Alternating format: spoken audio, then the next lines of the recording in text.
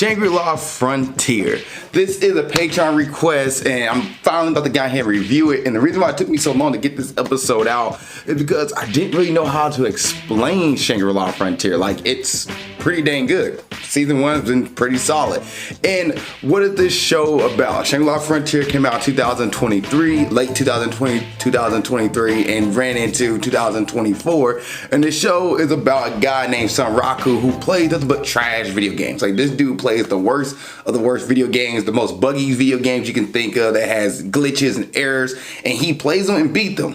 Well, he finally got to the point where he was like, hey, now what's another game? And when he goes to the game shop, the owner or the person working there is like, hey, try this one out. It's called Shangri-La Frontier. It's kind of like, think Elden Ring meets Dark Souls meet Breath of the Wild meets pretty much any big video game you play with a world map that's just humongous, and it take you months to complete it, depending on the kind of person you are. If you're a hardcore gamer, it might take you 2 weeks, but I don't think you finish everything in Skyrim. Coming for you people. But anyway, think of a game like that where like you just start and you can just go wherever you want. Well, Sanraku plays this game. This is, at the time, Shangri-La Frontier is considered one of the biggest and #1 game in the world at this point. So he gets on it and he just goes. Like, he doesn't follow the instructions. He doesn't follow the tutorial. He said, no, F it, we ball.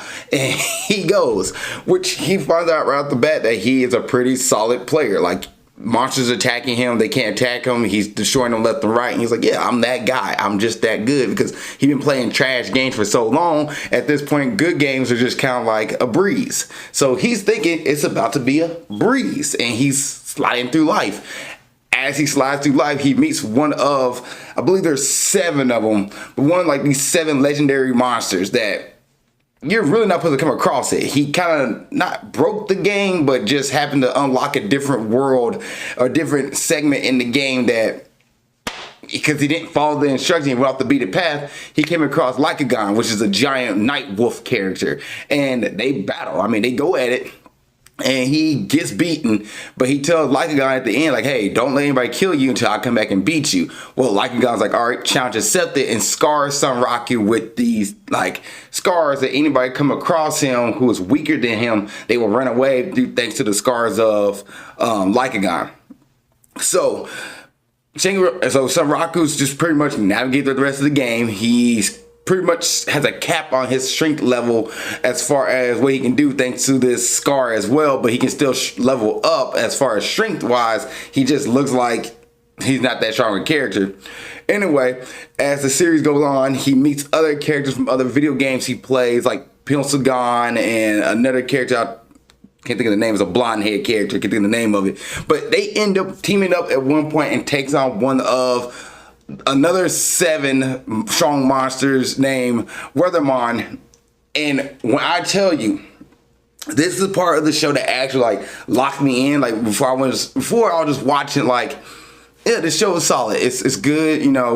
He's going through the protagonist stuff, coming across one strong monster. All right, this is his goal. Now he has a reason to fight kind of situation, and he goes through. But then when it gets to this character named Weathermon, the backstory and the lore is when it's synced in that this is pretty much like Dark Souls and Elden Ring, where you get the lore of a character before you gotta go fight the character. And Pilsagon, which is one of his friends, is a huge, like, she's a pop star, but she's like into lore. Like, she loves this stuff, and she's been trying to figure out how to defeat this character to help another character go to rest in the world of Shangri-La.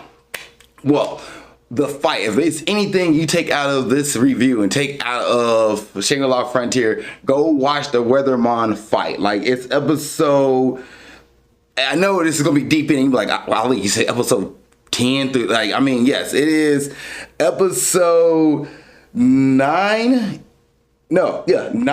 through episode 7.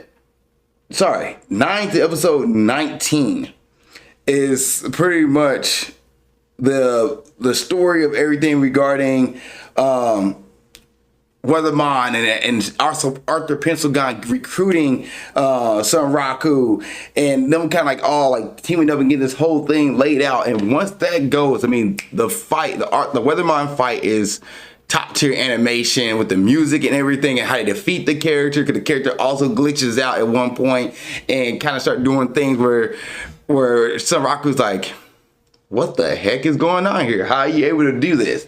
Where Sanraku figured out how to beat Weatherman and go from there. Like, that is one whole fight sequence. And you look on IMDb, episode 14, 16, 17, 18, 19, and 20 are top rated episodes. I mean, they were some of the strongest rated episodes of the series of this season. So once that fight happened, I got locked in. I was like, all right, I'm invested. I'm sitting up in my seat. I'm watching it. Like, let's go. Here we go.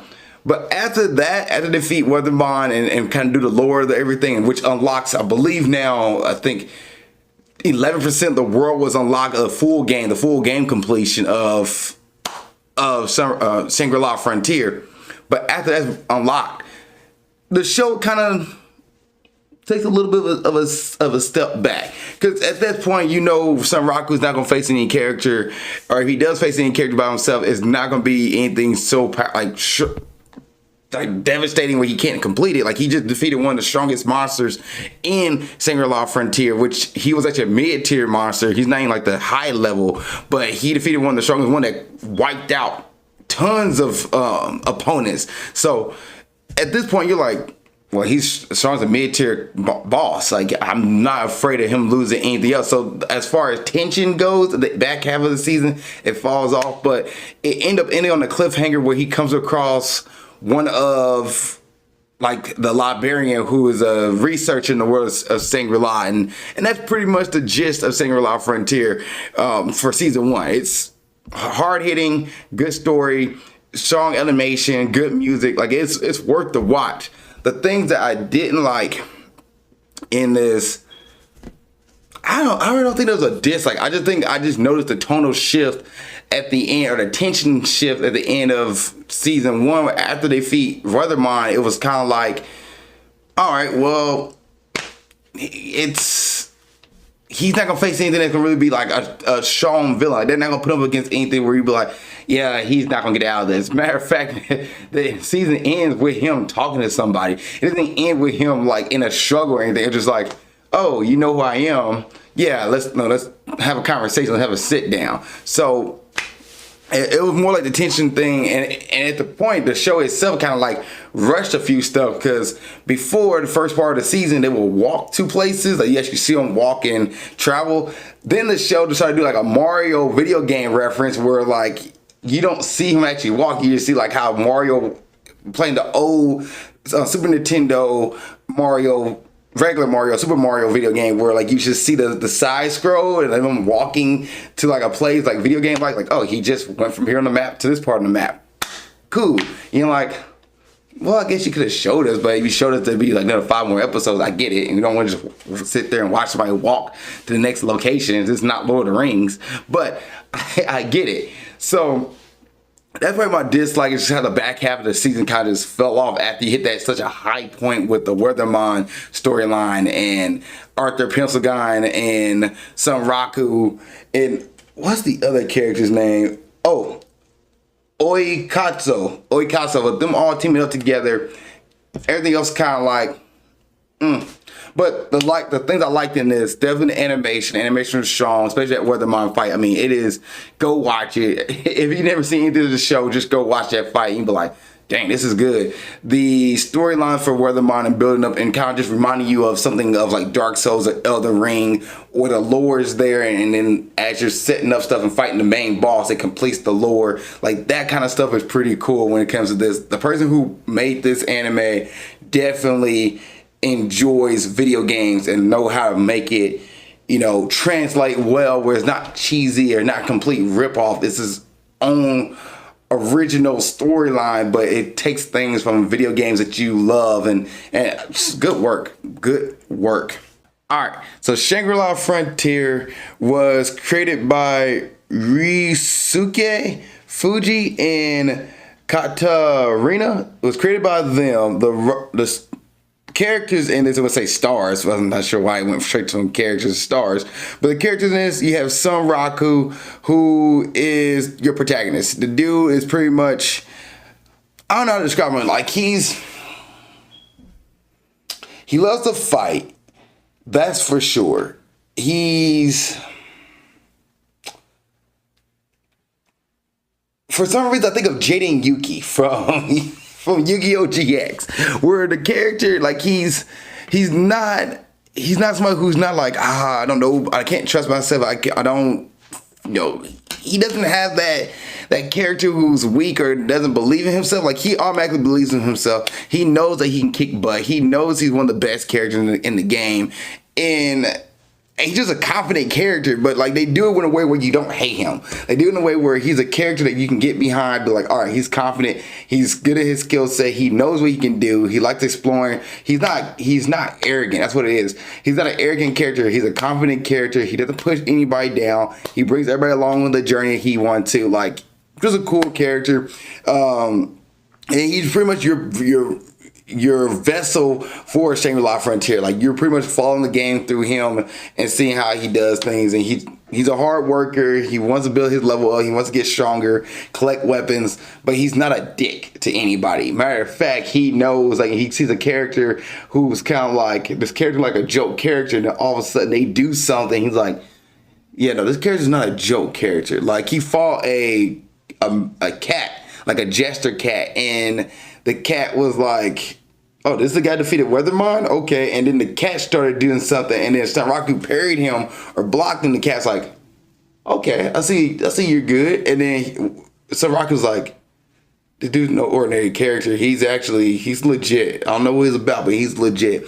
But he's just a cool character. Like, he's the main character who's easy to get behind. He's confident, but he's not a jerk to people. And that's sometimes with anime, you don't get those characters. You usually get the character who's kind of like, I don't know about myself, or I'm not that strong of a character. I can't do this. Sanraku's like, square up. We're going in.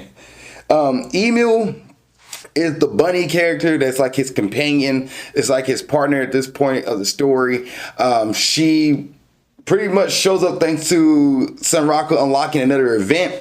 He doesn't know what he did. He just unlocked his event. Emil shows up, and thus this puts Sanraku on the map when it comes to Shangri-La Frontier, because the fact that he unlocked something that other people wasn't unlocking. So they're trying to figure out how the heck did he do this. So they're hunting down Sanraku to figure out what he is about and what he's doing. And he's like, I'm just existing through the game, bro. But Emil is kind of like the comic relief character as well. She kind of adds little jokes here and there, but at the same time, it is not a weak character. She does help out Sanraku in battles, and she's there, that got his back and stuff like that. But this is like his main partner. So we think Digimon, think Tai and Agumon. This is pretty much the same thing with these two characters at this point. Oikatsu is one of the characters that Sanraku plays against in other video games. Like, he comes across him a lot. Oikatsu is a world champion gamer or a professional gamer, and love to fight with their hands. Like, they can fight with their hands. And for the most part, they're confident character. They're a cool character. Just a cool design. Arthur Pencil Guy is kind of like Sanraku's rival in a sense. I guess all three of them are his rival, but they all respect each other. They play against each other in other video games, and they're all like top tier in the other video games when they come across each other. So it's kind of like sports teams, for example, the Chiefs right now, Patrick Mahomes and Lamar Jackson. Like, they know of each other, or Michael Jordan and I guess Magic Johnson and Larry Bird. Like, they know of each other, and this is basketball reference. They know of each other, and they like respect each other, and they face each other, but like they come across every once in a while kind of thing. And this is one of those situations where they come across each other, they know who each other are, they can trust each other because they know they're competent gamers. But at the end of the day, they're like, hey, we're rivals, but we all know how to fight together. Cypher Zero, she is the potential love interest to Sanraku. Like, she's another girl. She's a gamer. I'm gonna say girl gamer, which is, her gender doesn't really matter, but she's a gamer, and she is in love with Sanraku, or has a crush on Sanraku, but doesn't know how to express it to him. She's very shy in person, but her gamer character, when she sees Sanraku, there's the whole, like, the trope of, oh my gosh, I know I can talk to him. But when it comes to fighting other people, she's like, oh, no, I got this. Stand down. I'm going to square up. No, let's go. Like, she's considered one of the toughest characters in the game right now. But she's such a weak character. Like, she melts when she sees Sanraku. Think Boa Hancock for One Piece. She is Boa Hancock. Boa Hancock is a very competent character on her own. She can fight and defeat anybody, no struggle. But when she sees Luffy, she's like pudding. That's the same thing with Cypher Zero. And that's pretty much it for the main characters in Shangri-La Frontier for season 1. The villain, I guess you want to call him a villain. He's just the main. I don't even say main protagonist. Just one of the big, or antagonist. One of the big just challenges right now, and that's Weathermind. But the fight scene, I mean, it's still just as good. Any other thoughts? No, I mean, the animation when it comes to fight scenes, when they actually put the work in, is solid stuff. It's such a good anime. I think if you enjoy video games, you definitely should watch this anime, at least give it a shot. And grading time. Is this an anime you can binge? I wouldn't say binge-worthy anime. I don't know. Like, to me, I didn't binge it. I watched it here and there, but it wasn't a binge-worthy one for me because, like, it didn't kick off until the Weathermind fight for me. But once it kicked in, I was locked in and binged it pretty much through from there. But the first couple episodes, the first 3 episodes are solid. But after that, you kind of got like the training arc and stuff like that, which is fine. But that Weathermind storyline really had me wrapped in. And grading time, I'm going to grade Shangri-La Frontier Season 1 a solid B. It gets an 85% for me. It's solid animation, a strong storyline to start off a series, good characters, strong music. The only thing is the tension of it kind of dies down after the Weathermind fight, but that Weathermind fight is probably one of the peak things of this anime that I'm going to keep mentioning. Crunchyroll gives it a 4.9 out of 5. My anime list gives it an 8.1 out of 10. And IMDb gives it a 7.6 out of 10. So IMDb gives it around like a solid C+. My anime list gives it like a B, and then 4.9 out of 5. That's almost an A. That's an A for Crunchyroll. So that is my thoughts on Shangri-La Frontier. If you've seen it, what did you think? Please put in the comment section below. Other than that, see you guys next episode of movie breakdowns and series reviews, and keep being awesome. Thank you so much for making it to the end of this video. I really appreciate that. Please don't forget to like, subscribe, and comment. If there's a review you want me to watch or do, let me know. Please put it in the comment section below this video. Also, you want to watch the last episode of movie breakdowns, it's right there. Just gotta click on it and you'll be able to watch it. Thank you guys so much. I appreciate it. Love y'all, and keep being awesome.